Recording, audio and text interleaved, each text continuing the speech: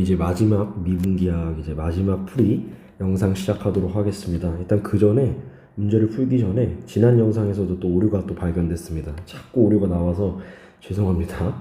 일단 오류를 바로 말씀드리려면 첫 번째에서 제가 곡선론의 기본 정리를 서술하라 라는 문제에서 어떤 게 좀 잘못됐었냐면, 나머지는 거의 다 똑같은데 어디가 틀렸냐면 이 타우 부분에서 이 타우에 대한 이 함수가, S에 대한 함수가 R에서 R 플러스라고 제가 설명했었는데 그게 아니라 R에서 R로 가는, 왜냐하면 열률, 비틀림률은 양수일 수도 있고 음수일 수도 있기 때문에 그래서 R 플러스가 아니라 R로 바꿔주면 되는 거였었고요. 그 다음에 이제 두 번째로는 뭐였냐면 8번 문제에서 역방향을 제가 증명할 때 8번 문제가 뭐였냐면 타우 S가 0이면 알파가 평면 곡선이다 라는 게 역방향에 대한 증명이었습니다. 그래서 그걸 증명할 때 처음에 뭘로 시작했냐면 전제가 타우 S는 0이니까 타우 S의 정의부터 살펴봤었습니다. 그게 뭐였냐면 스칼라 값이었는데 뭐랑 뭐를 내적한 거였냐면 B'과 N을 내적한 거에 마이너스를 붙인 이런 스칼라 값이었습니다. 그래서 이 값이 0이라는 거기 때문에 우리가 뭐를 제가 동시에 같이 얘기했냐면 B'S가 0이 된다라고 설명했는데, 제가 이걸 설명하는 과정에서 제가 내적을 해가지고 설명하는 말도 안 되는 걸 해가지고 그 부분이 좀 완전히 잘못되었는데요. 뭐 때문에 B'S가 0이냐면 그 이유가 제가 잘못 설명드렸습니다. 그 이유가 뭐였냐면 그 이유는 사실 프레네셀의 공식에 의해서 그냥 베타 프라임이라는 것이 마이너스 타우 n, 타우 곱하기 n이기 때문에, 그러니까 마이너스의 타우 n이라서 이 두 개의 곱으로 표현되는 이유가 프레네셀의 공식 때문이다, 내적 때문이 아니라, 제가 지난번에 한 그 내적은 다 버리시고요. 그게 아니라 단순히 그냥 프레네셀의 공식 때문에 마이너스 타우 n이더라 라고 설명하면 될 것 같습니다. 그렇게 생각하시면 됩니다. 그래서 B'이 0이 된다. 왜냐하면 타우가 0이니까요. 그래서 사실 이 B'이 이렇게 되는 것을 증명할 때, 즉 저희가 증명은 하진 않았지만 이 프레네셀의 공식을 증명할 때 아크랭스 파라미터라이저를 해가지고 호장함수로 재매기하를 해서 이 타우라는 것이 등장하게 된 이 배경을 설명하면서 우리가 B'이라는 것이 이 두 개의 곱이다라는 것을 증명을 했었습니다. 사실 그거를 졸시에 나오진 않았기 때문에 그걸 구체적으로 하진 않았지만 열률의 탄생 배경이라고도 사실은 볼 수 있습니다. 아무튼 B'S가 0이 되는 이유는 마이너스 타우 n 이것 때문이고, 그건 프레네셀의 공식이 근거다 라고 생각해주면 될 것 같아요.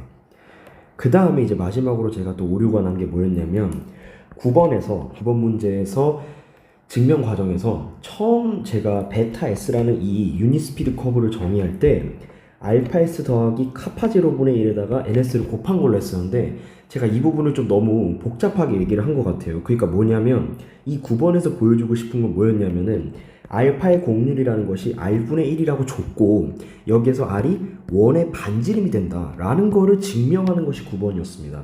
그래서 제가 지난 영상에서는 이거를 거꾸로 얘기를 해가지고 공률과 반지름의 역할을 거꾸로 말해서 제가 잘못 얘기를 했습니다. 그래서 제가 지금 수정을 드리는데 어떻게 수정을 하면 되냐면 거꾸로 그냥 수정하면 됩니다. 그러니까 R이 1의 반지름이 된다라는 걸 증명해주면 된다. 그러니까 공률이 R분의 1이라는 건 주어진 상태에서 이 R이 1의 반지름이 된다라는 걸 증명하면 되는 거고, 여기에서 제가 베타 S를 정의할 때 카파 제로분의 1이 아니라 R로 바꿔서, 다 R로 바꿔서, 그러니까 카파 제로를 R분의 1로 바꾸고 카파 제로분의 1 써져 있던 부분을 다 R로 바꿔서 증명해주면 나머지는 이상이 없습니다. 그래서 그렇게만 수정해서 하면 되고, 제가 이 영상을 통해서 이제 같이 그 미분기와 졸시 풀이한 거를 총 파일을 제가 영상에 같이 첨부를 할 겁니다. 거기에는 다 수정이 돼 있으니까요. 너무 걱정하지 않으셔도 됩니다.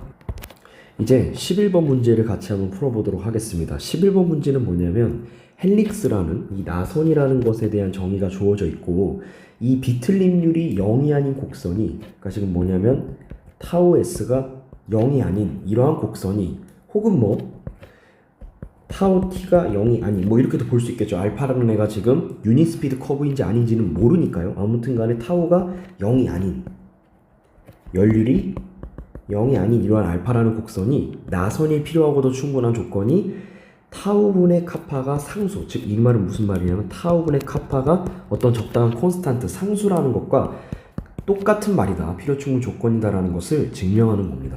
그래서 이걸 증명을 어떻게 하냐면 한번 시작해 볼게요. 일단 먼저 정방향부터 시작을 해보겠습니다. 정방향은 뭐냐면 나선이라 가정이 돼 있을 때 타워분의 카파가 어떤 적당한 콘스탄트 C다 라는 거를 보여주면 됩니다. 그래서 어떻게 보이면 되냐면 시작해볼게요. 일단은 우리가 나선의 정의에 의해서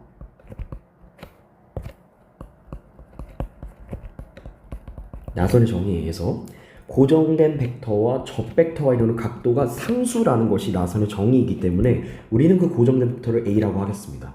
그리고 이 접벡터를 T라고 하겠습니다. 그리고 그 이루는 각도를 세타 제로라고 하겠습니다. 상수라고 했으니까요. 그래서 세타 제로라고 하면 다음과 같이 쓸 수 있습니다. 적당한 A라는 R3 이상의 벡터가 이 고정된 벡터가 존재해서 이 고정된 벡터를 우리가 편의상 크기를 1로 맞추도록 하겠습니다. 즉 단위 벡터로 가정하도록 하겠습니다. 그래서 크기가 1이고 그리고 t에다가 a를 내적했을 때 코사인 세타 제로가 나오는 이런 조건을 만족하는 a 벡터가 존재할 수 있겠죠. 이그지스트의 관점이니까 그 a의 벡터의 크기가 1이고 그 a라는 벡터와 저 벡터를 내적했을 때 코사인 세타 제로가 되도록 하는 그러한 a 벡터가 존재하는 거죠. 나선의 정의에 의해서요.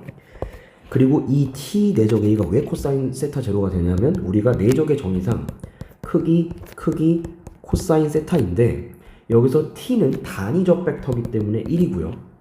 그리고 a라는 요것도 역시 1로 가정했기 때문에 다 이게 날라가서 그냥 코사인 세타 제로만 남는 것입니다. 그러니까 여기서 이제 이 곡선을 우리가 편의상 이 알파라는 곡선을 단위 속력 곡선이라 생각하고 문제를 풀도록 하겠습니다. 네. 그게 좀 편하니까요. 아무튼 그래서 이렇게 이러한 조건을 만족하는 A 벡터가 존재하더라라는 거고요. 여기에서 좀 더 이제 구체적으로 쓰자면 어떤 조건이냐면 세타 제로라는 거는 제가 아까도 말씀드렸지만 뭐 사이의 각이냐면 T라는 접벡터와 A라는 벡터 사이의 각도다라고 생각해 주시면 되겠습니다. 자, 그렇다면 우리가 이 정의에 의해서 즉 t와 a를 내적한 것이 코사인 세타 제로라는 이런 식에서 시작해서 얘를 또 미분기하니까 미분하겠습니다. 요 밑줄 그 식을요. 미분하게 되면 어떻게 됩니까? t 프라임 a 더하기 t 내적 a 프라임 이것이 0이 되는 거죠. 왜냐하면 코사인 세타 제로는 상수니까요. 그래서 미분하면 이렇게 되고 여기에서 a는 상수 벡터이기 때문에 미분하면 0이 돼서 이 텀이 사라집니다. 그래서 t 프라임 a 그러니까 t 프라임과 a를 내적한 것이 0이 된다라는 얘기인 거죠. 그러면 이제 여기서 뭘 쓸 수 있냐면 프레네셀의 공식을 적용해서 t 프라임은 카파 n이었습니다. 그래서 카파 n과 a를 내적한 것이 0이 되고 이 얘기는 n과 a를 내적한 게 0이라는 얘기겠죠. 이렇게 이해할 수가 있고요. 여기까지 일단 딱 쓰고 우리가 이 t 내적 a가 코사인 세타라는 이 정보를 가지고 그러니까 t 내적 a가 코사인 세타 제로라는 이 정보를 가지고서 여기까지 일단 유도를 했습니다. 자, 그러면 얘는 잠시 멈추고 이제 다른 정보를 좀 더 다시 들여다볼게요. 어떤 다른 정보를 들여다보고 싶냐면 우리가 a라는 이 벡터를 역시 우리가 지난 시간에 했던 증명 과정과 유사하게 tnb가 오소노멀 베이시스이기 때문에 tnb라는 이 세 개의 1차 결합의 형태로 우리가 표현할 수 있다고 했고 이 앞에 있는 개수가 어떻게 표현된다고 얘기했었어요? a 내적 t, a 내적 n, a 내적 b였었습니다. 그래서 이제 이렇게 표현을 할 수가 있었고 이 얘기는 이제 뭐가 됐냐면 a 내적 t는 아까 주어졌었죠. 뭐였어요? 나선의 정의에 의해서 코사인 세타 제로였습니다. 교환 법칙도 성립하니까요. 그래서 코사인 세타 제로의 t 이렇게 쓸 수 있고 더하기 a와 n을 내적한 거 a와 n을 내적한 거는 사실 뭐가 돼요? 여기서는 0이 되죠. 0. 이게 다 날아가 버리죠. a와 n을 내적하면요 당연히 0이 될 거고 그 다음에 이제 a와 b를 내적한 거는 그대로 써줘야 되겠죠. a와 종법선 벡터 b를 내적한 건 그대로 써줄 겁니다. 네, 그래서 이 a와 n을 내적한 건 우리가 앞에서 0이라고 했기 때문에 그래서 얘는 0으로 다 날아가게 돼서 코사인 세타 제로 t 더하기 a 내적 b의 b 이렇게 우리가 써줄 수 있겠습니다. 자, 그러면 이제 우리가 또 어떤 정보를 쓸 거냐면 a라는 이 고정된 벡터를 크기를 1로 맞춰줬죠. 그래서 이 크기가 1이기 때문에 a와 b를 내적한 것은 결론적으로 뭐가 되냐면 얘는 크기 뭐가 되냐면 코사인 세타가 돼야 되는데 네, 제가 또 하마터면 또 실수를 할 뻔했네요. 그러니까 코사인이 아니라 사인입니다. 왜냐하면 이 크기가 1이라고 했기 때문에 이 A라는 벡터의 크기가 1이라고 했기 때문에 그 말은 결국 이 T와 B의 지금 1차 결합으로 표현되어 있는 여기에다가 제곱해서 그 성분을 제곱해서 루트 씌우는 거니까 코사인 제곱 더하기 A 내적 B의 제곱에다가 루트를 씌운 게 되죠. 그리고 사실 여기에 뭐 T의 노름의 제곱, B의 노름의 제곱이 있지만 이건 어차피 1이기 때문에 전혀 상관이 없죠. 그래서 이건 상관이 없는데 여기에서 이 과정에서 코사인 제곱 더하기 이거의 제곱을 한 거에 루트 씌운 게 1이어야 되기 때문에 그 말은 루트 안에 있는 게 1이 돼야 되고 그 말은 요 A 내적 B가 사인 세타가 돼줘야지 되는 거죠. 즉 얘는 뭐냐면 정확하게 얘기하면 얘는 사인 세타 제로가 돼야지 여기다가 이 컴포넌트를 다 집어넣었을 때 제곱을 해서 루트 씌운 게 1이 나오는 우리가 처음에 가정했던 고정된 벡터에 대한 크기가 1이 나오는 요게 단위 벡터가 대체로 잘 정의가 되겠죠. 따라서 A 내적 B는 사인 세타여야 합니다. 사인 세타 제로. 이렇게 얘기를 할 수가 있고 즉 이 말은 다시 말하면은 코사인 세타 제로에다가 t 벡터 더한 거에 사인 세타 제로에다가 b 한 개 a 벡터가 나온다는 거죠. 두 개의 1차 결합으로 표현된다는 것이고요. 이 식에서 또 뭐 하겠습니까? 또 미분기하니까 또 미분을 합니다. 미분을 하면 어떻게 되냐면 얘랑 얘는 어차피 상수로 지금 곱해져 있는 형태이기 때문에 어떻게 이해할 수가 있냐면 then 0은 여기서 이제 a를 미분하면 a 벡터 미분하면 0 나오겠죠. 상수 벡터니까 0 나올 거고 이거 미분해주면 코사인 세타 제로의 t 프라임 더하기 사인 세타 제로의 b 프라임이 되겠습니다. 그래서 여기에서 이제 여기로 넘어갈 때는 t 프라임과 b 프라임이 이제 프레네셀의 공식을 적용할 수가 있기 때문에 이 t 프라임과 b 프라임에 대한 프레네셀의 공식을 적용하게 되면 코사인 세타 제로에다가 t 프라임을 넣게 되면 카파 n이 되고 더하기 사인 세타 제로에다가 b 프라임은 뭐가 됩니까? 마이너스 타우 n이 됐었죠. 그래서 이렇게 쓸 수가 있었고 여기에서 잘 보면 지금 n끼리가 지금 공통으로 묶을 수가 있죠. 그래서 어떻게 쓸 수 있냐면 코사인 세타 제로 카파에다가 마이너스 사인 세타 제로 타우의 n 벡터 이렇게 되겠죠. 이렇게 쓸 수가 있고 이게 지금 0이라고 했기 때문에 그 말은 요 안에 있는 요 성분이 0이 된다라는 거죠. 즉 코사인 세타 제로 카파 빼기 사인 세타 제로 타우가 0이 된다라는 겁니다. 즉 이 얘기는 다시 말하면 뭐예요? 코사인 세타 제로 카파가 사인 세타 제로 타우가 된다라는 거죠. 따라서 우리가 결론적으로 뭘 얻을 수가 있냐면 얘도 상수고 얘도 상수이기 때문에 우리가 이거를 적절하게 별명 어떻게 쓸 수 있어요? 타우분의 카파라는 건 어떻게 쓸 수 있습니까? 결론적으로 코사인 세타 제로분의 사인 세타 제로가 되고 이거는 같은 말로 탄젠트 세타 제로가 돼서 얘는 콘스탄트가 되죠. 즉 타우분의 카파가 적절한 어떤 상수값을 가진다. 즉 비율이 있다라는 거죠. 즉 타우분의 카파가 상수값을 가진다 라고 해서 정방향이 증명이 되는 겁니다. 역방향을 설명하도록 하겠습니다. 역방향을 설명하기 전에 제가 또 잠시 또 오류가 날 법한 거를 또 찾아서 잠시 또 다시 설명을 드리면 처음에 제가 이 비틀림률이 0이 아닌 곡선이 나선의 필요 충분 조건을 얘기할 때 그 비틀림률이 0이 아닌 곡선을 알파라고 했는데 그 알파가 꼭 단위 속력 곡선일 필요는 없습니다. 그러니까 정확하게 말하면 이미 정칙 곡선에 대해서 그러니까 비틀림률이 0이 아닌 이미 정칙 곡선 알파가 나선의 필요 충분 조건이 타우분의 카파가 상수인 것과 동치인 것을 지금 증명하는 과정이고요. 그리고 그 과정에서 이 TMB는 어쨌든 이미 속력 정칙 곡선에 대해서도 우리가 애초에 단위 법벡터, 단위 적벡터, 그리고 단위 종법선 벡터로 우리가 어차피 정의를 하기 때문에 크기가 1인 걸로 계속 정의를 하기 때문에 알파는 이미 정칙 곡선으로 이해해야 합니다. 아무튼 이런 거에 출발해서 역방향을 다 같이 한번 증명해 보도록 하겠습니다. 역방향은 말 그대로 정방향에서 거의 다 거꾸로 다 돌리는 거라고 생각하시면 되는데요.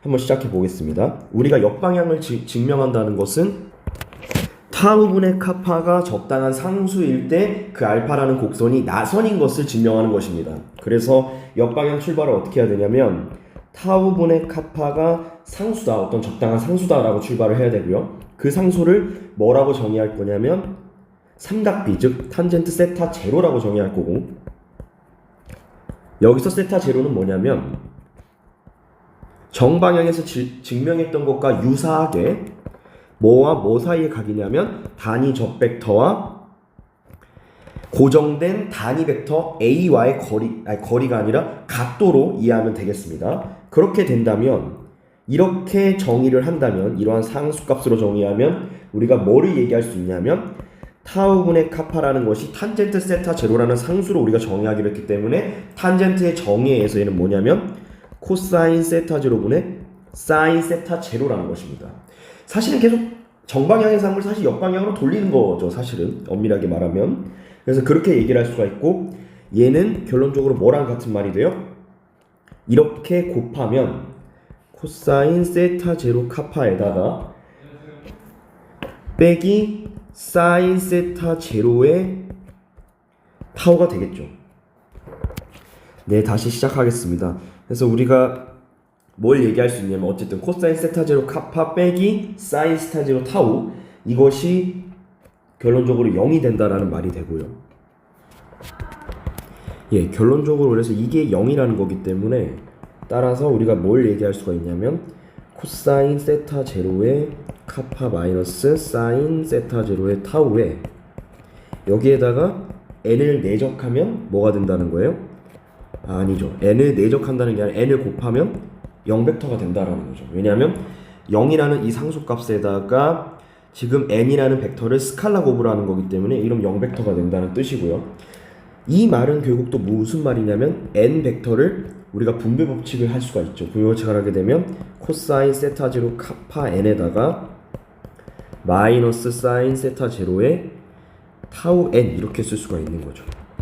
그래서 그게 0벡터가 된다라는 말이 되는 거죠. 그러면 얘를 또 깔끔하게 좀 써보면 코사인 세타 제로의 카파 n 플러스 사인 세타 제로의 마이너스 타우 n 요렇게 쓸 수 있고 이게 0벡터가 된다라는 얘기고 여기에서 그럼 우리가 뭘 적용할 수가 있냐면 카파 n과 마이너스 타우 n은 프레네 세레의 공식에 의해서 우리는 어떻게 바꿔 쓸 수 있냐면 코사인 세타 제로에다가 t 프라임 더하기 사인 세타 제로에다가 b 프라임 이렇게 쓸 수가 있겠죠. 이거는 프레네 세레 공식에 의해서 그런 거고요. 프레네 세레 할 때 제가 이 t를 빼먹었더라고요. 이렇게 t까지 적어야 됩니다. 프레네 세레 포뮬라에 의해서 이렇게 쓸 수가 있고요. 아유, 다음 문제가 지금 미리 적어놔가지고 네. 계속 한번 써보겠습니다. 그래서 얘가 0벡터가 된다라는 거를 우리가 보여줬고요.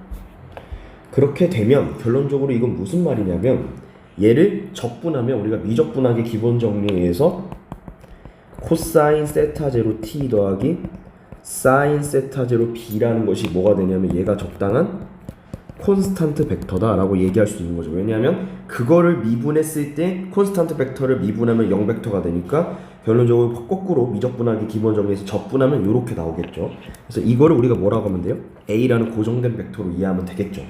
따라서 이렇게 이 t와 b의 선형 결합으로 표현된 게 콘스탄트 벡터이기 때문에 그 우리가 고정된 벡터 a라고 한다면 결론적으로 이 a 벡터의 크기는 뭐가 돼요?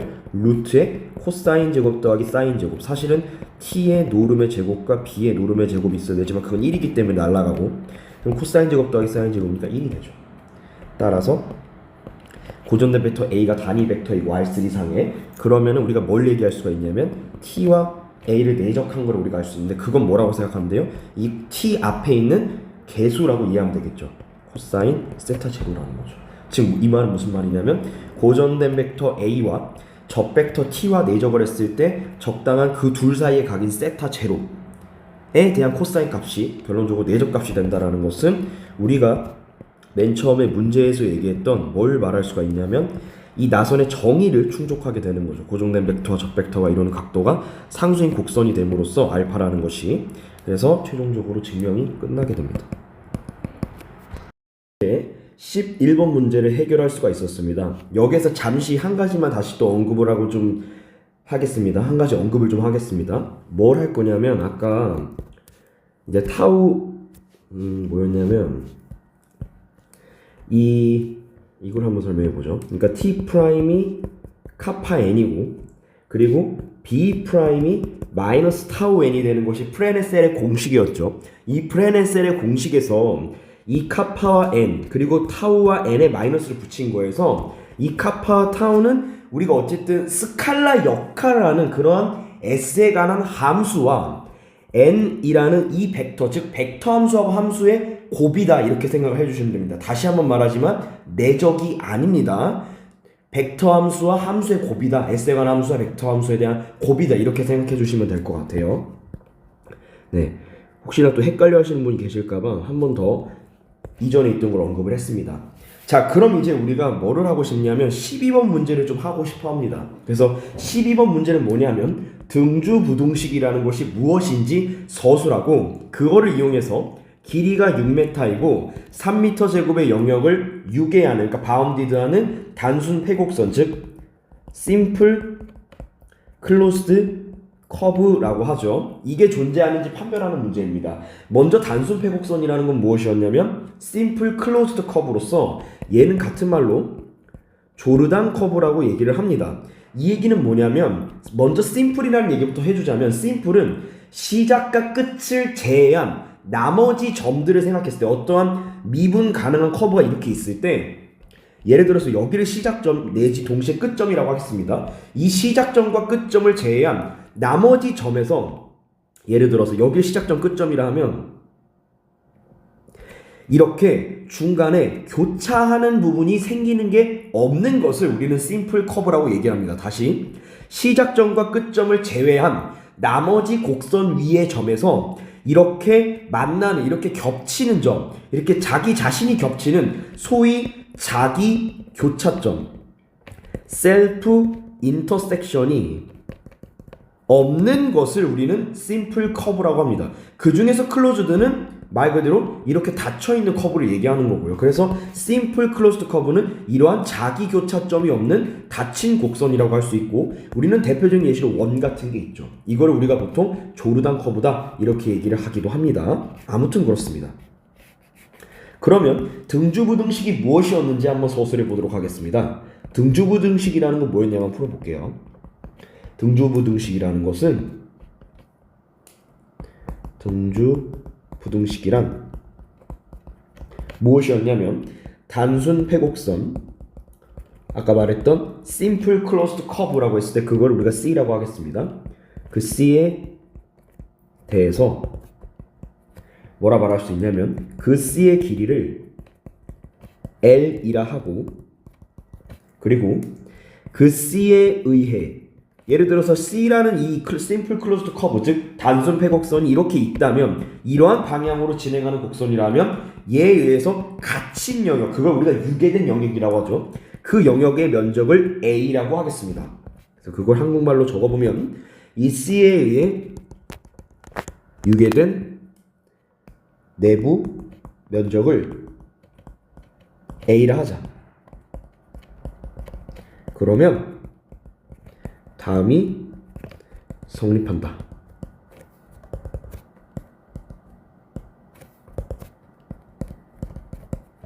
뭐가 성립하냐면 L제곱 마이너스 4파이가 0 이상이다 라는 것이 등주부등식이었습니다. 이거 반드시 외워야죠. 이거는 반드시 암기를 해야 합니다. 이거는 암기해야 한다고 생각합니다. 그래서 이것을 우리가 등주부등식이라고 얘기하고, 그렇다면 이 등주부등식에서 중요한 게 뭡니까? 이퀄일 때, 즉 등식이 성립할 때를 봐야 됩니다. 그리고 이 등식이 성립하기 위해서는 C가 뭐일 때 보면 되겠어요? 원일 때를 보면 되겠죠. 원일 때이다.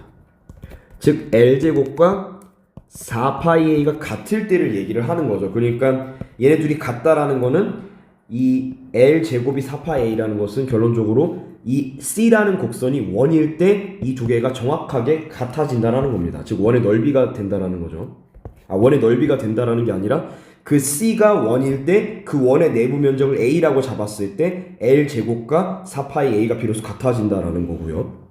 원일 때 같았었죠. 그러면 이제 우리가 여기까지 이제 등주부등식을 서술했고, 그렇다면 길이가 6m이고 3m 제곱의 영역을 유계하는 단순 회곡선 C가 존재하는지 판별해야 됩니다. 그러면 자, let 뭐라고 할 거냐면 L이라는 것을 6m이라 하고 A라는 면적을 3m제곱이라고 하겠습니다. 그러면 then 다음 문제가 보였네요. 한 문장만 내리겠습니다. 네. 자, then 그러면 우리가 등주부등식에 의해서 등주부등식을 영어로 뭐라고 하냐면 isoperimetric inequality라고 합니다. 그래서 이거에 의해서 이게 등주부등식의 영어예요. 등주부등식에 의해서 L제곱 마이너스 4파이 A라는 것은 뭐가 되냐면 L이 뭐라고 했습니까? 6m라 했으니까 36m제곱이 되고, 그리고 마이너스 12파이 m제곱이 되고, 얘가 0 이상이라는 거고, 이 말은 결국 무엇이냐면 3m제곱 12로 약분하면 3m제곱 마이너스 파이 m제곱이 0 이상이라는 거고, 이 얘기는 3 마이너스 파이, 즉 m제곱으로 묶이면 3 마이너스 파이 제곱이, 그러니까 3 마이너스 파이로 앞으로 인수가 나가게 되고, 즉 3 마이너스 파이에다가 m제곱 곱한 거고, 이게 0 이상이라는 거고, 이 얘기는 m제곱은 양수이기 때문에 3 마이너스 파이가 0 이상이어야 된다는 겁니다. 그 얘기는 무엇이냐면, 자, 한 문장 더 쓰겠습니다. 네. 자, 이 얘기는 뭡니까? 이 얘기는 파이가 3보다 작다는 겁니다. 근데 우리가 파이는 뭐죠? 3.14 이러고 이로써 3을 넘어버립니다. 즉 뭐냐면 모순이죠. 뭐라 가정했는데 L이 6m 그리고 A가 3m 제곱인 이러한 단수 팽원선이 존재한다라고 가정했는데 모순이 발생한 거죠. 그러니까 즉 여기에서 서포스 not이 들어간 겁니다. 그러니까 저러한 단순 팽원선 C가 있다라고 가정했는데 얘가 지금 모순이 발생함으로써 존재하지 않게 되는 거죠. 따라서 이걸 한글로 쓸게요. 따라서 길이가 6m이고 3m 제곱의 영역을 유기하는 단순 폐곡선은 존재하지 않는 거죠.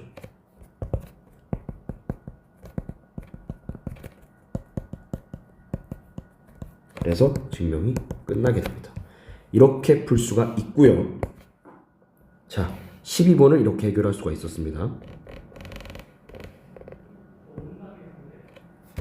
한번 같이 풀어보도록 하겠습니다. 13번 문제 같은 경우는 지금 평면 위에 있는 단순 회곡선 그걸 C라고 했을 때 여기서 C가 있네요. 그럼 다르게 얘기하겠습니다. 단순 회곡선이 있을 때 그걸 이제 알파라고 정의를 하겠습니다. 그러면 그 알파의 공률이 그걸 카파 S라고 했을 때 그 카파 S가 0하고 C 사이 어떤 적당한 상수가 있는 거에 대해서 그 적당한 양수 C에 대해서 카파 S가 0과 C 사이에 있는 걸 만족을 할 때 그 곡선의 길이가 항상 이 C분의 2파이보다 크거나 같다라는 걸 증명하는 겁니다. 그래서 이거는 이제 어떻게 증명을 해야 되냐면 증명을 해보면 let 알파라는 곡선을 우리가 뭐라고 생각할 거냐면 알파라는 곡선을 0부터 L까지라는 폐구간에서 R초로 가는 단순 폐곡선이라고 얘기하겠습니다. 얘는 즉 다시 말하면 simple closed curve라고 하겠습니다.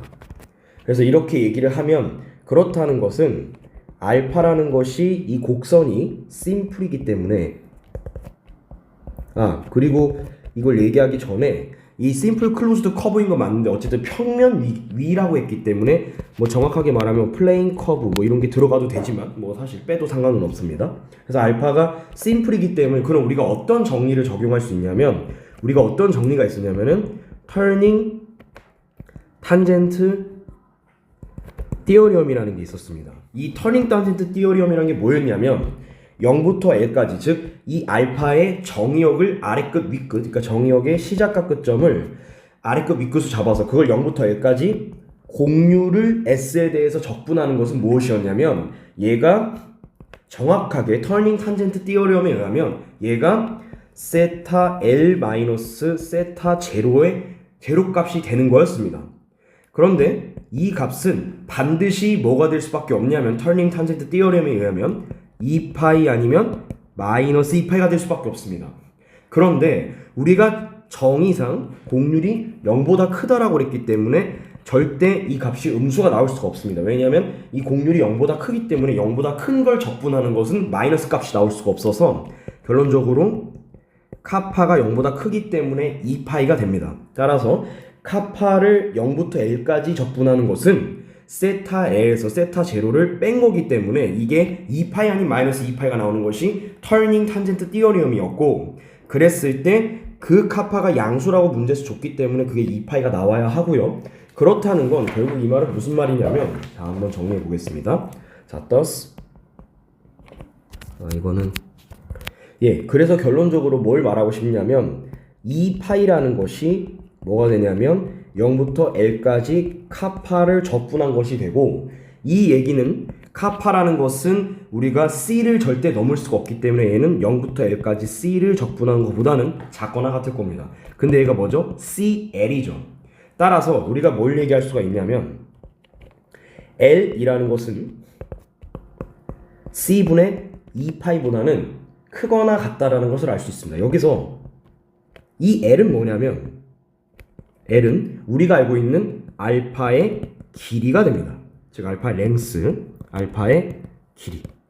따라서 이 알파라는 곡선은 지금 뭐라고 생각하는 거냐면 단순 이 폐곡선이 유닛 스피드 커브, 즉 우리가 아크 랭스로 리파라미터라이제이션을 한 그러한 커브라고 생각을 하는 겁니다. 그러한 커브면서 심플 클로즈드 플레인 커브인데 그 커브가 심플이기 때문에 우리가 터닝 탄젠트 티어리엄이라는 게 무엇이었냐면 그 곡선의 공률을 주어진 정의역에 대해서 적분을 하게 되면 S에 대해서, 그러면 반드시 세타 L에서 세타 제로를 뺀 것과 같았고, 그것이 2파이 아니면 마이너스 2파이가 나오는 것이 터닝 탄젠트 티어리엄이었습니다. 그래서 그 중에서 이 카파 S는 0보다 크기 때문에 얘가 0부터 L까지 적분을 하면 양수라서 결론적으로는 우리가 마이너스 2파이가 될 수가 없습니다. 그래서 우리가 이제 2파이가 나오는 거고요. 그러면은 그 2파이라는 게 0부터 L까지 카파를 적분하는 거니까 그 카파라는 거는 우리가 문제 전제 조건상 C를 넘을 수가 없기 때문에 그 C를 0부터 L까지 적분하는 거라서 그것은 결국 CL보다는 작거나 같게 됩니다.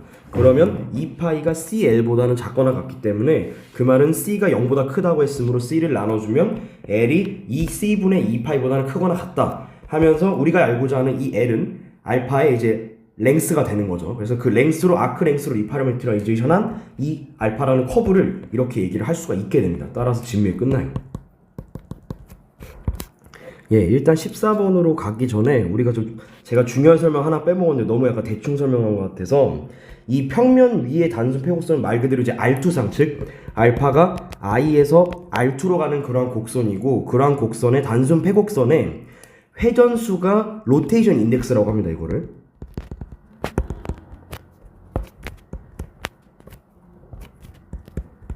이 로테이션 인덱스가 플러스 마이너스 1이 되는 것이 터닝 탄젠트 티어리엄이었습니다. 그래서 얘를 다시 설명하면 0부터 L까지, 즉 다시 말하면은 이러한 평면 곡선이, 이러한 단순 폐곡선이 이제 어떤 출발점이 있을 때 거기서 끝까지 갈 때, 그러니까 한 바퀴를 돌 때, 그걸 이제 우리가 결론적으로 한 바퀴를 도니까 우리가 알 수 있는 거는 이 공률을 0부터 L까지 적분하게 되면 결론적으로 뭐가 나오냐면 이걸 적분하면은 세타 S가 되고 그걸 0부터 L까지 넣은 거기 때문에 그래서 세타 L 마이너스 세타 제로가 되고, 이거는 정확하게 말하면 2파이 I가 됩니다. 그러니까 여기서 I를 로테이션 인덱스라고 얘기하고, 이 회전수는 말 그대로 이러한 단순 폐곡선이 이 점에서 시작해서 쭉 한 바퀴를 돌 때 나오게 되는 회전수를 얘기를 합니다. 그래서 그걸 로테이션 인덱스라 말을 하고, 그 로테이션 인덱스가 플러스 마이너스 1이 됩니다. 단순 폐곡선의 경우에는 증명까지는 하지 않을 거고요. 그래서 플러스 마이너스 1이 돼서 2파이 아니면 마이너스 2파이가 되는 게 터닝 탄젠트 티어리엄입니다. 여기에서 세타가 그럼 무슨 의미냐 라고 물으신다면, 세타의 경우에는 이 알파 위에 이 점에 대해서, 이 점에 대한 각각의 접벡터를 우리가 그릴 수가 있겠죠. 알파 위에 있는 임의의 점들에 대해서 그거에 대응하는 또 다른 이제 법벡터를 똑같이 이 n과 t가 계속 점을 바꿔감에 따라서 계속 생길 수가 있는데, 그 ts와 이 접벡터와 x축 사이의 각을 우리는 그걸 세타라고 얘기를 합니다. 이게 세타의 정의예요. 그래서 그러한 세타를 미분해주면 공률이 나오게 됩니다. 그래서 그 공률을 적분하면 우리가 결론적으로 세타 S가 되고, 그 세타 S를 L부터 0까지, 그러니까 세타 L, 그러니까 0부터 L까지 세타 L 빼기 세타 0이 되고, 그거는 터닝 탄젠트 티어리엄에 의해서 2파이 I가 되는데, 2파이에다가 그 곡선의 회전수가 되는데, 단순 폐곡선의 경우에는 플러스 1 아닌 마이너스 1이기 때문에 2파이 아닌 마이너스 2파이가 된다라는 것이 터닝 탄젠트 티어리엄이 되겠습니다. 이 정도면 설명이 충분할 것 같고요. 자, 그러면 이제 14번을 한번 같이 풀어보도록 하겠습니다. 네. 자, 14번은 지금 뭘 보여주는 거냐면 이제 커브에 대한 얘기는 끝났고 우리가 곡면에 대한 얘기, 즉 서페이스에 대한 얘기를 좀 하고자 합니다. 그래서 그 중에서도 우리가 미기 1에서 핵심적으로 했던 건 무엇이었냐면 정칙 곡면이라는 것이었습니다. 그래서 정칙 곡면이라는 건 뭐였냐면 S라고 했었고 그 S가 R2에서 R3로 가는 그러한 곡면을 정의할 수 있고 이러한 셋을 정의를 할 수가 있고 셋은 아니죠. 그러니까 R2에서 R3로 가는 그런 맵으로 얘기를 할 수가 있고 이러한 맵인데 얘의 정의가 무엇이었냐면 이 S를 덮는 어떠한 적당한 그걸 파라미터라이제이션이라고 합니다. 혹은 서페이스 패치라고 얘기하기도 하고요. 그러니까 이 곡선을 덮는 어떤 시그마라는 이러한 매개화가 있어서 그러니까 파라미터라이제이션이 있어서 이런 시그마라는 애가 있어서 그게 R2에서 R3로 가는 건데 그 시그마가 첫 번째 미분 가능하고 그게 바이젝션 즉 전단 함수를 만족하고 이게 첫 번째. 두 번째는 이 시그마가 연속이고 그리고 앞에서 1번의 컨디션에 의해서 시그마가 전단사라고 했기 때문에 인버스가 존재하고 그러면 시그마 인버스가 존재하고 그것마저 연속인 걸 말하죠. 그러니까 사실 이거 한 번에 얘기하면 뭡니까? 이게 바로 시그마가 위상동형이다라는 말과 동치가 되죠. 우리가 위상동형이라는 거는 뭐였냐면 첫 번째 이 시그마라는 것이 전단사 함수고 두 번째 그러니까 시그마가 컨티뉴어스하고 그렇다는 건 일단 세 번째 뭐냐면 시그마가 전단사이기 때문에 시그마 인버스가 존재해서 그것도 연속인 것이 위상동형이었죠. 그래서 이 시그마라는 이 파라미터라이제이션의 정의를 보면 이 1번과 2번의 컨디션 합치면 사실상 시그마가 위상동형이다. 거기에다가 미분 가능이 들어간 거다 정도로 이해하시면 될 것 같고요. 그 다음에 세 번째 조건이 제일 중요했죠. 세 번째 조건은 뭐였냐면 이 시그마를 미분한 거. 그러니까 얘를 미분하면 사실 3 곱하기 2에 대한 야코비 행렬이 나올 것인데 그러한 야코비 행렬을 우리가 봤을 때 그 행렬에 우리가 행렬들을 쭉 생각을 했을 때 이러한 행렬들이 나올 것인데 3 곱하기 2 행렬이니까 하나 둘 셋 둘 그래서 3 곱하기 2의 야코비 행렬이 나오는데 이러한 야코비 행렬이 우리가 요 야코비 행렬에 이 요 열이죠 열. 그러니까 요 열의 두 개를 얘를 시그마요 시그마 V로 잡을 수 있습니다. 뭐냐면 이 R2에 있는 거를 UV로 잡았을 때 그 시그마 UV가 어떠한 세 개의 컴포넌트로 가는 이러한 벡터 함수를 생각할 수가 있는 것인데 얘를 편미분을 하게 되면 시그마 V라는 두 개가 나오게 될 겁니다. 왜냐하면 어쨌든 이 시그마를 미분하는 거니까요. 그러면은 이 열이 그러니까 요런 야코비 행렬의 열이 시그마요 시그마 V로 될 텐데 얘네 둘이 1차 독립인 것이 세 번째 컨디션입니다. 그 얘기는 뭐냐면 랭크가 2라는 소리고요. 그 얘기는 뭐냐면 시그마 U와 시그마 V를 외적했을 적에 뭐가 된다? 0벡터가 되면 안 된다라는 것이 결론적으로 세 번째 컨디션이 되고요. 그래서 그걸 다른 말로 하면 이 D 시그마 P라는 R2에서 R3로 가는 이런 매핑이 1대1이라는 말과 똑같게 됩니다. 그래서 이 각각의 점들에 대한 적벡터들이 다 존재한다라는 거죠. 결론적으로 이 3번의 조건으로 나오는 게 뭐냐면은 이건 이제 사실 미기투 내용인데 사실 이 3번의 조건이 의미하는 거는 예로부터 따라 나오는 것은 저평면의 존재성을 이야기할 수가 있게 됩니다. 네, 딱 여기까지만 얘기하고 어쨌든 정칙 곡면이라는 것은 이 곡면에 덮는 어떤 적당한 서페이스 패치가 있어서 그거를 파라미터라이제이션이라고 하는데 그걸 R2에서 R3로 가는 거고 여기서 R2에 있는 변수는 U와 V를 쓰고요.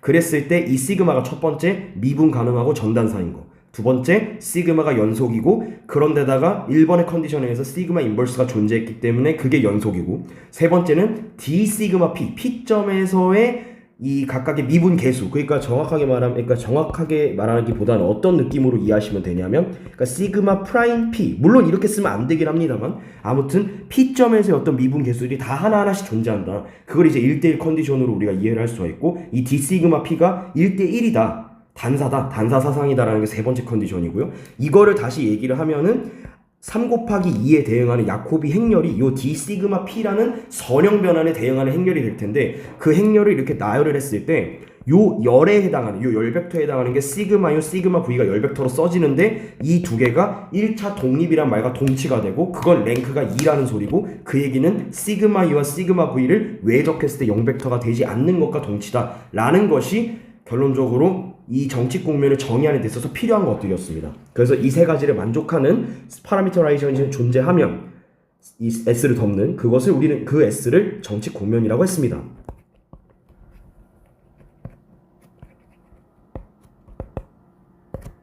네. 계속해서 한번 이어가 볼게요. 그러면은 이제 우리가 이걸 가지고 우리가 뭘 얘기를 할 거냐?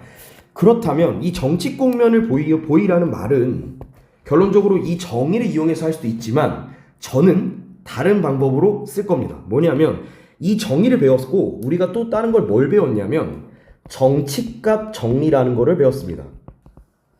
그래서 우리는 이 정칙값 정리를 가지고서 문제를 풀려고 합니다. 그래서 이거는 문제를 풀면서 정칙값 정리라는 것이 무엇인지 같이 한번 얘기해 보도록 하겠습니다. 여기를 좀 지울게요.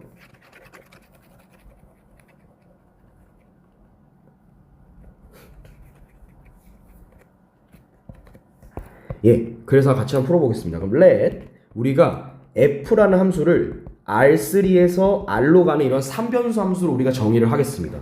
그래서 이걸 어떻게 정의를 할 거냐면 여기서 x, y, z를 뽑았을 적에 어떻게 되냐면 a제곱 더하기 x제곱 더하기 b제곱 분의 y제곱 더하기 c제곱 분의 z제곱 빼기 1 이렇게 정의를 하겠습니다. 즉 뭐냐면 f, x, y, z를 어떻게 정의하겠다는 거냐면 이 a제곱분의 x제곱 더하기 b제곱분의 y제곱 더하기 c제곱분의 z제곱 빼기 1로서 이렇게 정의를 하겠다라는 얘기입니다.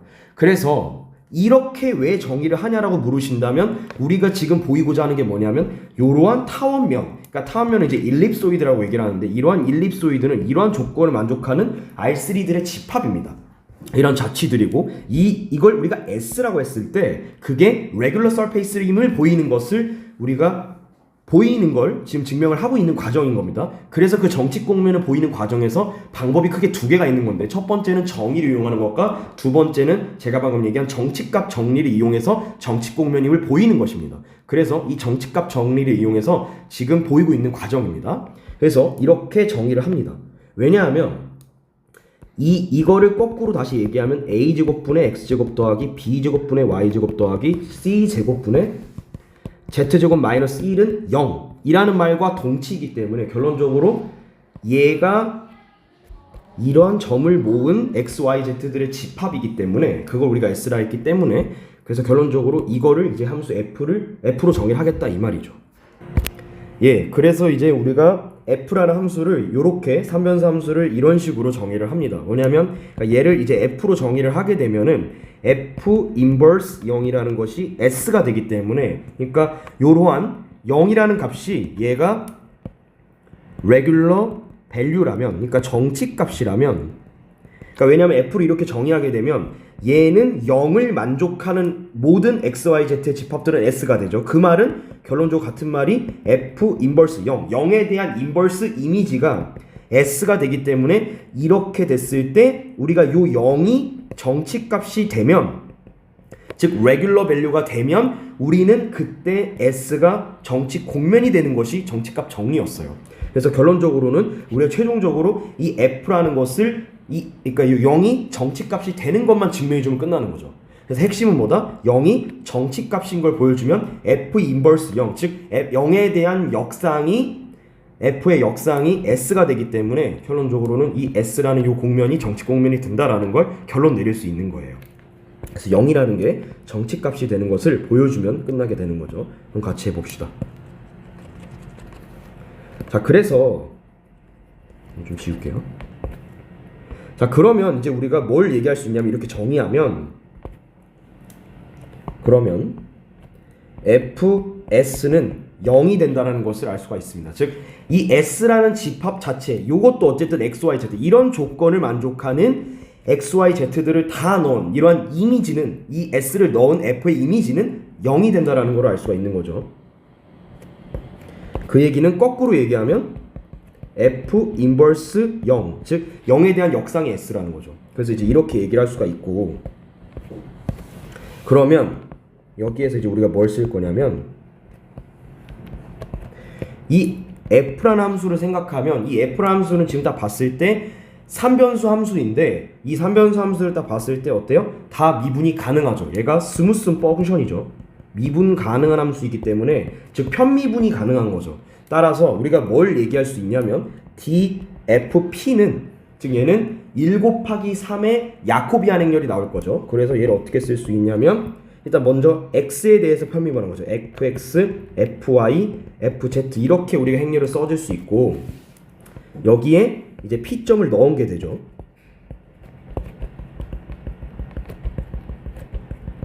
그래서 결론적으로 뭘 얘기할 수가 있냐면 얘는 다시 말하면 이제 x에 대해서 편미분하는 거죠. 이 식을. 그러면 미분하면 a분의 2x, b분의 2y 그리고 c분의 a제곱분의 2x, b제곱분의 2y, c제곱분의 2z 이렇게 되겠죠.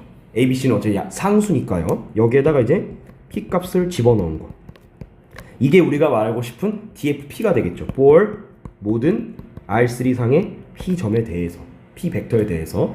그러면 이제 여기에서 우리가 0이 정치값이라는 걸 보여줘야 되는데 그럼 먼저 정치값을 얘기하기 전에 우리가 크리티컬 밸류, 즉 임계값 그리고 그에 대응하는 임계점, 크리티컬 포인트에 대해서 얘기할 필요가 있습니다. 그래서 우리가 뭘 봐야 되냐면 정의가 DFP가 0벡터가 되도록 하는, 그러니까 즉 영행렬이 되도록 하는, 그러니까 0벡터가 되도록 하는 그러한 P점을 우리는 뭐라고 부르냐면 그 P점을 크리티컬 포인트라 불렀고 그 P점을 넣었을 때 넣은 함수값 FP가 크리티컬 밸류가 됐었습니다.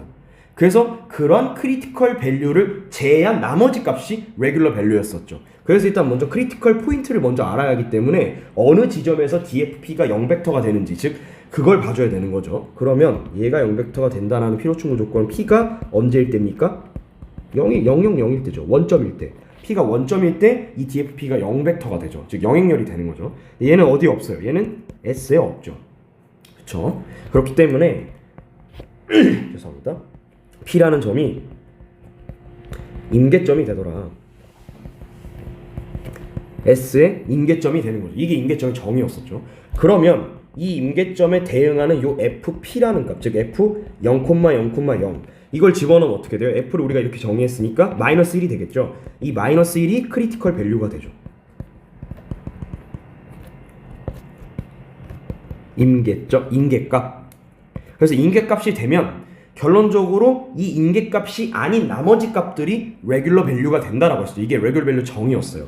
그 말은 마이너스 1이 임계값이기 때문에 그게 아닌 0이라는 값은 얘 어쨌든 실수고요. 이 0이라는 값은 뭐가 돼요? 얘는 레귤러 밸류가 되는 거죠. 따라서 정치값이 되는 거죠. 왜냐하면 임계값이 아니니까.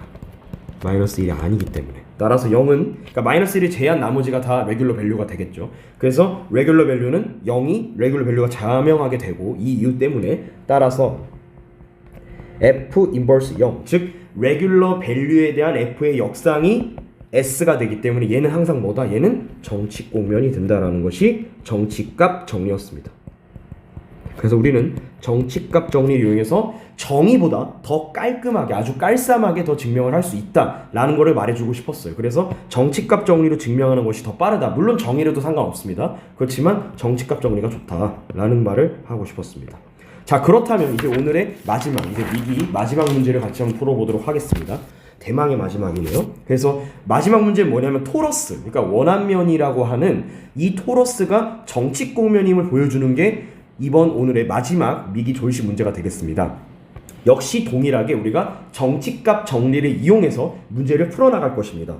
물론 증명의 방법은, 그러니까 풀이는 크게 두 가지가 있습니다. 첫 번째는 아까도 제가 말했지만 매개 변수를 찾아서, 그러니까 이 토러스에 대한 이 매개 변수에 대한 걸 찾아서 파라미터라이제이션을 찾아서 그거를 가지고 정의를 이용해서 시그마, 예를 들어서 그 파라미터라이제이션을 시그마라 한다면 그 시그마 UV라고 한다면 시그마 U와 시그마 V를 각각 구해서 얘를 외적한 것이 0벡터가 되지 않는다는 걸 보여주면 이것도 S랑, 그러니까 여기서는 이제 토러스니까 앞글자를 타서 이제 T라고 부르겠습니다. 이 T가 레귤러 서페이스인 걸 보여주는 게 되는 거죠. 그런데 이 방법을 쓰지 않고 저는 좀 더 간편한 정치값 정리를 이용해서 이 문제를 한번 해결하고자 합니다. 그래서 정치값 정리라는 건 다시 말하면 뭐였냐면 어떠한 이제 F라는 Rn에서, 그러니까 R3죠. R3에서 R로 가는 이러한 삼변삼수를 정의했을 때 어떠한 값을 딱 뽑았어요. 그러니까 뭐냐면 이 f에 대해서 주어진 이렇게 t라는 집합이 있고 그 t라는 집합에 대해서 f에다가 t를 집어넣으면 0이 되도록 하는, 그러니까 여기서는 정확하게 말하면 r 제곱, 그리고 그러니까 r 제곱을 이제 상수로 하면 되겠죠. 즉 어떻게 정의하면 되냐면은 f라는 함수를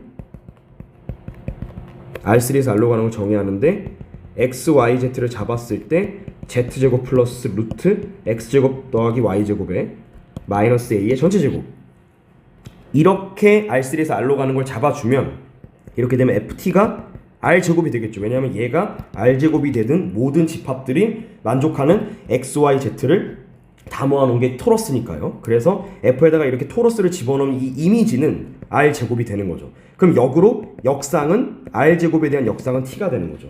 그래서 여기서 이제 0으로 잡아도 되지만 r제곱으로, 여기서는 이제 이렇게 f를 잡았으면 0이 아니라 r제곱이 맞죠. 그래서 이제 r제곱으로 잡는다 이렇게 해도 상관이 없고요. 그래서 한번 깔끔하게 이제 다시 정리해 볼게요. 그래서 최종적으로는 우리가 이 r제곱이라는 것이 레귤러 밸류라는 것이 보여지면 끝나는 거죠. 그래서 r제곱이 인계값이 아니다 라는 거를 보여주면 끝나는 거예요. 한번 해보겠습니다. 정치값 정리 이용해서 let f라는 것을 x, y, z를 넣었을 적에 z제곱 더하기 루트 x제곱 더하기 y제곱 마이너스 a의 전체 제곱이라고 정의하겠습니다. 즉 f라는 함수를 3변수 함수를 R3에서 R로 가는 함수를 이렇게 정의를 하겠습니다. 그러면 다음과 같이 정의를 하면 이 t라는 이 토러스의 정의가 r제곱 마이너스 루트 x제곱 더하기 y제곱 빼기 a의 전체 제곱을 뺀 게 z제곱이 되는 x, y, z들을 다 모아놓은 게 토러스의 정의가 되거든요. 이게 토러스의 정의입니다. 그래서 이 토러스들을 이제 대응시키는, 그러니까 어떠한 요새 말이 왜 이렇게 잘 안 나오죠? 그러니까 t를 딱 넣었을 때 r 제곱이 되도록 하는 그런 조건을 만족하는 f를 이렇게 정의를 해준 거죠. 그래서 ft는 r 제곱이 됩니다. 그 얘기는 같은 말은 f 인버스의 r 제곱은 뭐가 된다? t가 된다는 거죠. 자, 여기에서 자 이렇게 관찰된 거에서 뭘 이용할 거냐면 또 이 f라는 함수를 이렇게 정의를 하면 당연히 f는 미분 가능하죠. 그런데 여기선 중요한 게 뭐냐면 이 f가 미분 가능한데 모든 점에서 미분 가능하지는 않습니다. 왜냐하면 자 뭐를 제외할 거냐면 이게 원점에서는 미분이 가능하지가 않습니다. 즉 x, y가 0일 때는 미분이 불가능해요. 왜냐하면 얘를 만약에 미분한다고 하면 한번 해보겠습니다. 즉 dfp를 똑같이 구하겠죠. 그러면 똑같이 fx, fy, fz 이렇게 될 거고, 그럼 얘를 미분하는 과정에서 얘를 x에 대해서 편미분하면 이 루트를 미분하게 되기 때문에 루트를 미분하면 이 루트가 분모로 가게 되죠. 그러면 x와 y가 0이 되면 되겠어요? 안 되겠어요? 안 되겠죠. 그렇기 때문에 이 분모가 0이 되는 심각한 문제가 발생합니다. 그래서 원점을 제외한 나머지에서는 미분이 가능하다고 말하는 것이 맞다는 거죠. 그렇기 때문에 원점을 제외한 나머지 점에서 미분 가능하다 이렇게 돼야 되는 겁니다. 모든 점에서 미분 가능하진 않습니다. 그래서 원점을 제외한 나머지 이제 모든 점들에 대해서 미분 가능하니까 그걸 미분한다고 했을 때 0이 아닌 애들에 대해서 자 x에 대해서 먼저 편미분하면 어떻게 됩니까? 루트 x제곱 더하기 y제곱 분의 어떻게 되냐면은 2x가 튀어나오고요. 2x가 속미분으로 나오겠죠. 그리고 루트 x제곱 더하기 y제곱 마이너스 a 이렇게 나오겠죠. 즉 얘가 내려오고 2배에 이렇게 되는데 이 부분이 미분이 되면서 2x가 앞으로 튀어나가겠죠. 그래서 이렇게 미분이 될 것이고, 그 다음에 그리고 또 뭘 적어줄 거냐면 루트 x제곱 더하기 y제곱 분의, 그러니까 얘를 이제 원래는 여기가 정확히 말하면 4 들어가고 2가 돼야 되는데 얘가 약분돼서 2가 되는 거죠. 그래서 이렇게 말을 할 수가 있고, 그런 다음에 우리가 또 두 번째 이 컴포넌트는 어떻게 될 거냐면 얘를 편미분하면 y에 대해서 그러면 미분해 주면은 원래는 2가 내려오고 그럼 2배의 루트 x제곱 더하기 y제곱에 a 가로 열고 이렇게 되고, 그런 다음에 얘의 속미분인 2y가 앞으로 나가게 됩니다. 그리고 요 루트를 또 미분하니까 2가 이렇게 나가게 되겠죠. 왜냐면 루트 x를 미분하면 2 루트 x분의 1이니까요. 그래서 그거를 이용해서 미분해주고 소미분까지 해준 겁니다. 그럼 이가 약분되니까 루트 x제곱 더하기 y제곱 분의 이렇게 나오겠죠. 그럼 마지막 텀은 2z가 나오겠죠. 이렇게 될 것입니다. 그래서 0일 때는 빼줘야 되는 거죠. 그래서 이 0을 제외한 나머지 p점들에 대해서 이런 식으로 dfp가 나오게 되고, 얘는 절대 000이 되는 순간이 없죠. 절대 나올 수가 없죠. 왜냐? 원점을 제외하고 미분이 가능하다고 했기 때문에 그 원점을 제외한 데서 미분을 이렇게 했고, 그럼 0,0을 넣을 수가 없는 거죠. 그러니까 xy가 지금 요 컴포넌트 다가 0이 되려면 얘도 0 돼야 되고 얘도 0 돼야 되고 얘도 0이 돼야 되는데, 분수가 0이 되려면 분자가 0이 돼야 되고, 분자가 0이 되기 위해서는 지금 xy가 0이어야 되는데 0을 뺐죠 지금. 그러니까 절대 0이 나올 수가 없습니다. 이 dfp는 원점을 제외하게 되면 for t 안에 있는 모든 점들에 대해서 이렇게 얘기를 할 수가 있겠죠. 그러니까 t에 있는 모든 p들에 대해서, 그러니까 원점을 제외한. 그렇게 되면 결론적으로 임계점이 없는 거죠. 원점을 제외하면. 원점을 제외한 나머지는 임계점이 존재하지 않는 거죠. 원점 제외하고 나머지 점들을 봤을 때는 임계점도 없고 그에 대응하는 임계값도 없기 때문에 그 말은 실수 전체가 레귤러 밸류들의 집합이 되는 겁니다. 따라서 어떤 값을 데리고 와도, 어떤 실수 값을 데리고 와도 다 레귤러 밸류가 되기 때문에 그 말은 r제곱이 정치값이 된다는 거죠. 뭐에? f의 정치값이 되더라. 따라서 최종적인 결론은 어떻게 될 수 있냐면 f 인버스의 r제곱, 즉 r제곱은 정치값이었죠. 그래서 그 정치값의 역상, f의 정치값에 대응하는 f의 역상은 얘가 s가 되니까, s가 아니라 여기서 t라 정해있죠. 이 t가 되니까 얘가 정치값 정리해가요 얘가 regular surface가 되는 거죠. 그래서 증명이 끝나게 됩니다. 그래서 아까 제가 잠깐 말했지만 사실 정치값들은 뭘 얘기할 수가 있냐면 a 제곱을 제외한 모든 실수는 다 정치값이 됩니다.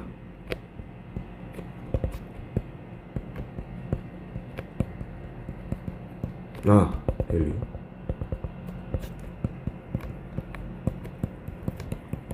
그래서 이번 문제를 마지막으로 이제 미분기하 졸시 풀이를 모두 마치도록 하겠습니다. 그동안 수고했습니다.